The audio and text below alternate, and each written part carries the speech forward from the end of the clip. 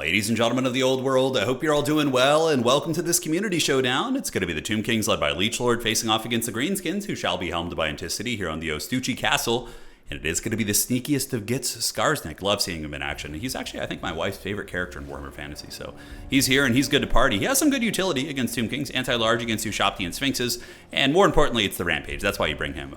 He's able to Rampage enemy big monsters, drag them to their doom potentially, and also Spite at a Bad Mood isn't bad. You can give any unit in your army anti-large in a pinch, and it's not insignificant. Definitely not terrible. So looking at the armies of the Kraken King, it's going to be double Doom Diver Catapults. Looks like the build is very built to snipe the Sphinxes. So you got two of the Doom Diver Catapults. You have the Crimson Killas and Black Orcs, Ruglad's Armored Error Boys, and here it is going to be Gorkle Fixes. So a lot of snaring, a lot of speed manipulation. On the other side, it's going to be the Mad Max build from Anticity as well. He's got the Snotling Pump Wagons into the sunset. So loving every second of this build, looking great. Let's break down the Tomb Kings. So for Leechlord, another champion player here, it is going to be the Kemrian Sphinxes. These are extremely meta, some of the, probably the strongest monster in the game, honestly. Brutal in melee combat against pretty much everything, and they do have the Howdah, and they're incredibly maneuverable, right? That's like the big difference between a Kemrian War Sphinx and or a Giant or a Rogue Idol or the Kadai Destroyers. These things are, they turn on a dime. They're like a high-end freaking race car, and on top of that, they just, yeah, it's the maneuverability really is the big thing. Got some chariots out here for Leechlord, some Nehakar horsemen, a bunch of just baseline infantry, and Grand Hierophant Kotep is going to be using Usirians to kind of drain down elite infantry and cavalry units, and then Jaff's Incantation of Cursed Blades to give a little bit of a buff to his fighting elements. Doom Diver Catapults in the back have zeroed in on the Kemrian War Sphinx, which is already taking quite a bit of damage. Actually took, let's see how much, yeah, about 600, not insignificant.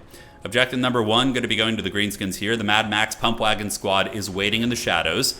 And what is the first calling going to be for Anticity? It's going to be the Acid Burpa. So again, bringing in even more tech to fight the monster fight. Now, this is an anti-infantry monster with air quotes. So like anti-infantry, just imagine me doing air quotes right now, like the Kemrian War Sphinx. But it's also decent against fighters, big fighters, because it does have 64 melee attack. So it's not going to struggle. It's not like one of those things where that is like has super low melee attack, but has a really high bonus for this or that to compensate. It's a decent generalist monster, to be clear. A little bit squishy though, 36 melee defense and 60 armor, whereas the Sphinxes have almost 100 armor and are a little bit tankier. So let's look at the HP pool. So 8,000 and these guys have 9,600. So overall the Sphinxes are just a little bit tankier. Granted, the Colossal Squigs are cheaper. I believe they're like 1,500 or 1,600 and the Sphinxes are 1,800. So there is that to consider. Moving up on the objective, it is going to be the Crimson Killas, a unit I haven't seen in a long time. I don't even know if they're good. But yeah, hit like trucks. They have 72 weapon strength with the bonus versus infantry, and they can also switch between the armor piercing and the more defensive profile depending on what they want to do, which is pretty cool. So Anticity going to be trying to steal the build while shelling the army of the Tomb Kings with his Doom Diver Catapults. And we see an unsummon going down. I can't help but feel that's a mistake or a misclick or something, but he unsummons it, maybe looking to get a refund on something.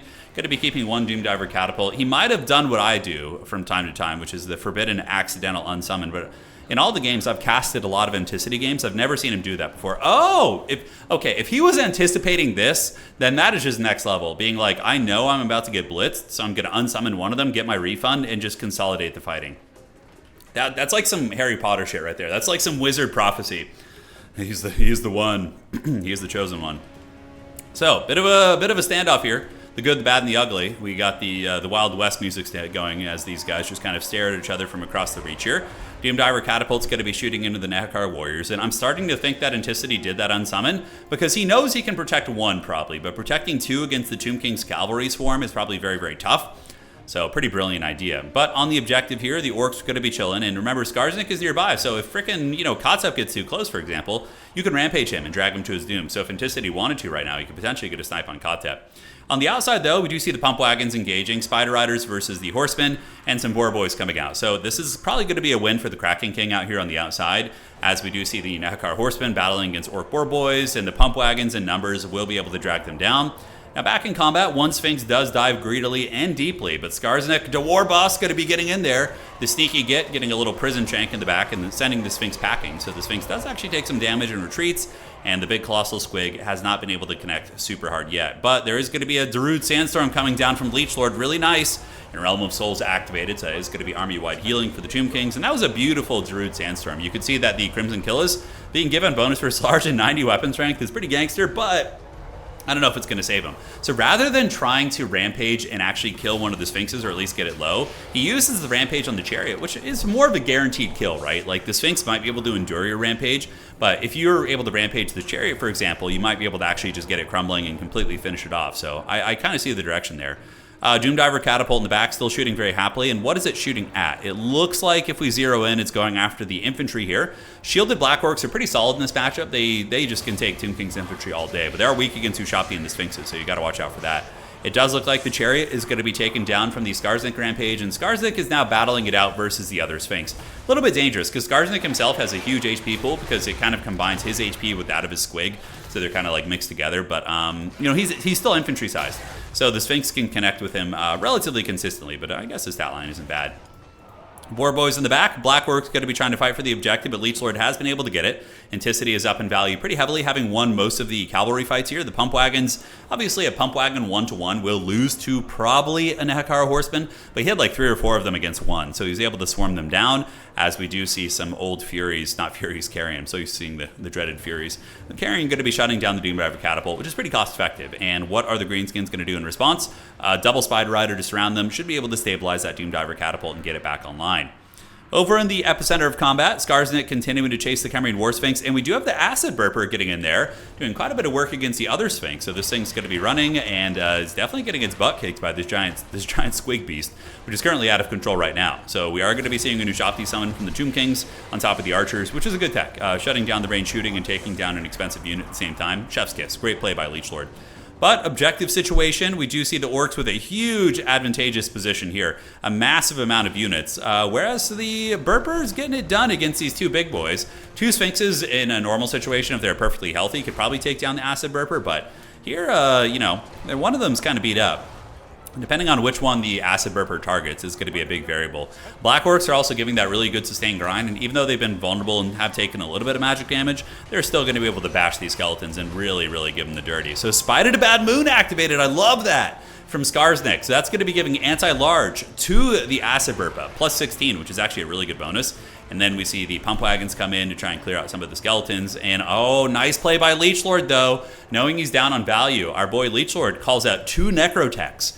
Beautiful play. That is a ton of heals. They have, what, 2 charges of each of these? So he's going to be able to heal those Sphinxes up to, like, pretty close to their healing caps. Assuming he doesn't lose them here. Oh, but the Rampage active, Fermented Fungi here. Man, if he loses one of the Sphinxes on the precipice of getting those fat heals off, that's going to be really, really painful.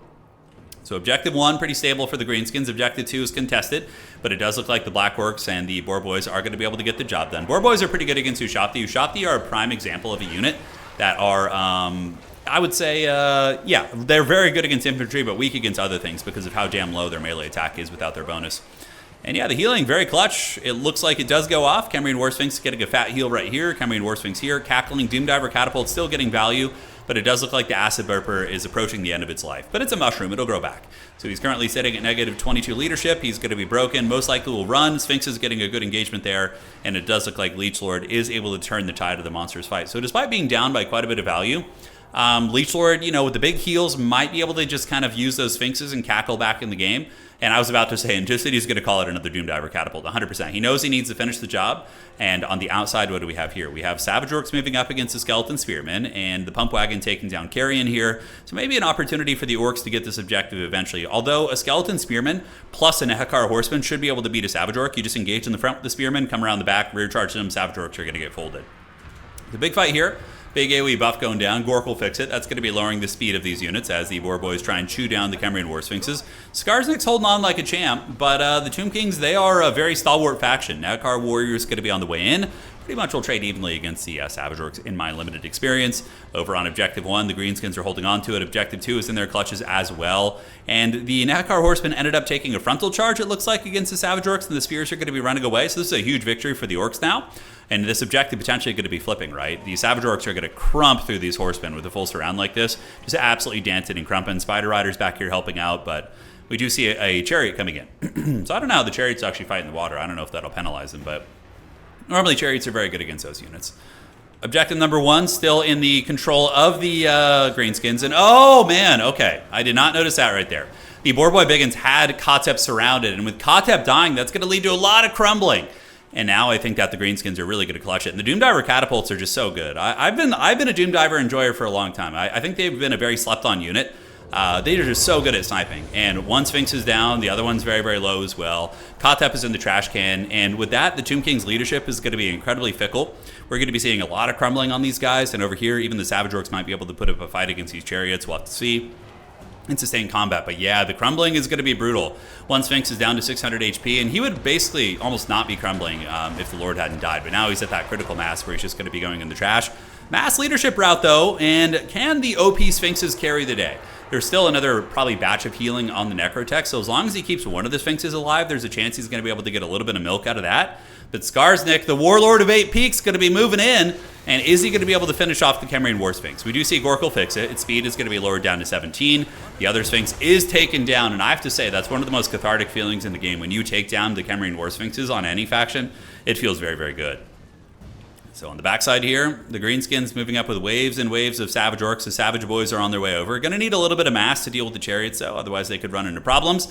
Skarsnik, the Warlord of 8 Peaks, is able to continue prison shanking the Khemrian War Sphinx. And that thing is going to be forced to retreat. But here's the thing, guys. This game could be flipped in... I can't tell you how many Greenskin games I've thought I was winning, and then I lose my Lord. I'm like, oh god, everything's running. That could happen right now. Basically, Skarsnik is isolated by the two Necrotechs, which are anti-infantry fighters, and if the Sphinx just keeps cycle charging him, we could see Anticity 100% lose this game. We'll have to see.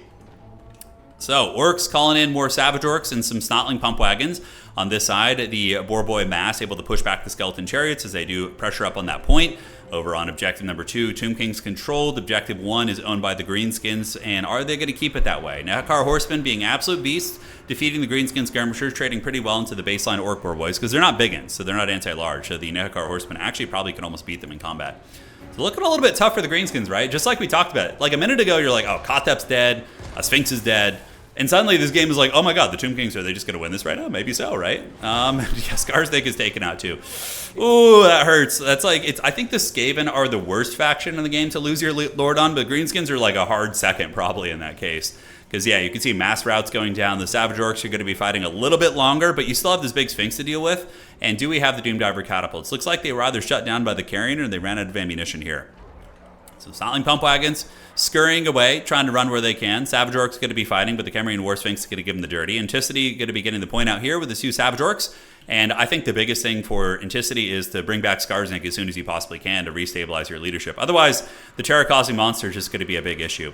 Snotling Pump Wagons using their ranged attacks here, their little howdahs, which I always forget they have, but shooting into the Khemrian War Sphinx, which is at 1600 HP right here. Savage Orcs and company trying to hold on to it. As it currently stands, 1100 points. So Anticity is going to need to basically hold these 2 points for the rest of the game. Although he still hasn't gotten this one. Man, that's brutal. Savage Orcs getting surrounded.